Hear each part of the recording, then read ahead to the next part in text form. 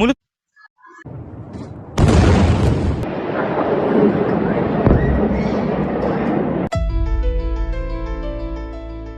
ইরানের বিরুদ্ধে এক অনন্ত যুদ্ধের সূচনা করেছেন মার্কিন প্রেসিডেন্ট ডোনাল্ড ট্রাম্প, যেখানে প্রথম দিনেই দেশটির সর্বোচ্চ নেতা থেকে শুরু করে শীর্ষ সামরিক কর্মকর্তাদের হত্যা করেও কোনো লক্ষ্য অর্জন করতে পারেনি পেন্টাগন।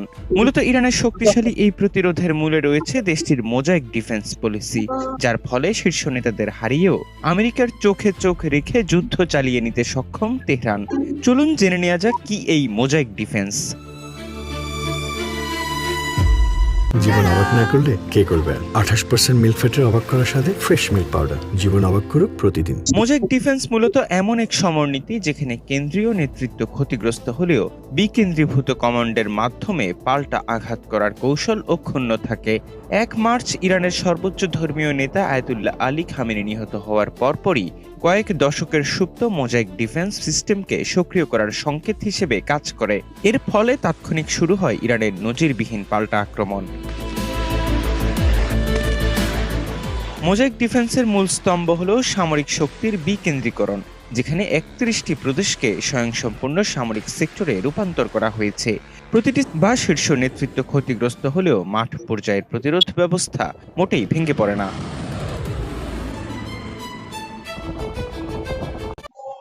ইরানে যুক্তরাষ্ট্র ইসরায়েলের চলমান হামলা বন্ধের দাবিতে লন্ডনের রাজপথে নেমেছেন কয়েক হাজার মানুষ।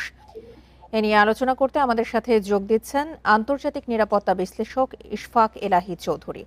জনাব চৌধুরী, আপনাকে স্বাগত জানাচ্ছি বিরতিহীন ইন্ডিপেন্ডেন্ট সংবাদে। শুরুতেই জানতে চাই যে ইরান মধ্যপ্রাচ্যে প্রতিবেশীদের কাছে আত্মসমর্পণ করেছে বলে দাবি করেছেন মার্কিন প্রেসিডেন্ট।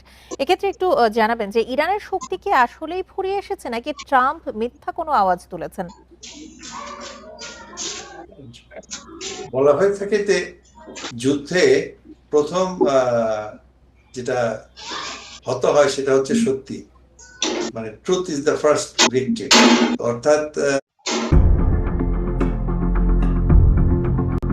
মধ্যপ্রাচ্যের আকাশ যখন ইরানের হাইপারসনিক মিসাইলের গর্জনে প্রকম্পিত, ঠিক তখনই এক চাঞ্চল্যকর তথ্য ফাঁস করল ইরান।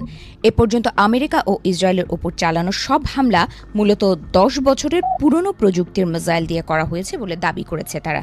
দীর্ঘমেয়াদী যুদ্ধের জন্য সবথেকে আধুনিক এবং বিধ্বংসী মারণাস্ত্রগুলো এখনও ভান্ডারেই জমিয়ে রাখা হয়েছে বলে হুঁশিয়ারি দিয়েছে ইরানের দুর্ধর্ষ এই বাহিনীটি।